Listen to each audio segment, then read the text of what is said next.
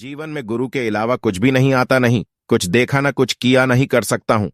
यह आपका अपना नजरिया है कि आप मुझे क्या मानते हो।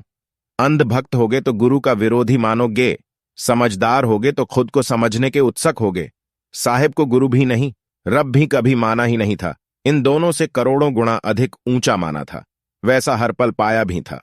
लंबे समय के पश्चात जब गुरु ही मेरी गंभीरता, सरल सहजता, प्रेम भाव, श्रद्धा, विश्वास, आस्था को नहीं समझे, तो ही खुद को समझने का विकल्प सामने उभरा।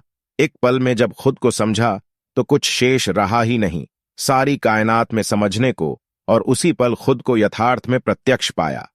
यहां पर अनंत सूक्ष्मता है कि शब्द का स्थान भी नहीं है और कुछ होने का तात्पर्य ही नहीं है। जैसे अनंत विशाल भौतिक सृष्टि हैं, वैसे ही अनंत सूक्ष्म ही यथार्थ हैं, अक्ष प्रत्यक्ष हैं। खुद को समझें बगैर प्रत्येक व्यक्ति सिर्फ जीवन व्यापन के लिए ही प्रयास कर रहा है। कुछ बुद्धि से बुद्धिमान लोगों को छोड़कर वो सिर्फ व्यवसाय कर रहे हैं। प्रसिद्धि, प्रतिष्ठा, शोहरत, दौलत, बेग के लिए रब गुरु परमार्थ भक्ति के नाम पर श्रद्धा, विश्वास, आस्था के भावुक, सरल, सहज लोगों को आकर्षित, प्रभावित कर रब कर्म भ्रम पैदा कर, डर, खौफ, भय डालकर जो प्रवचनों में वर्णित करते हैं वो ग्रंथों पुस्तकों की बातें हैं।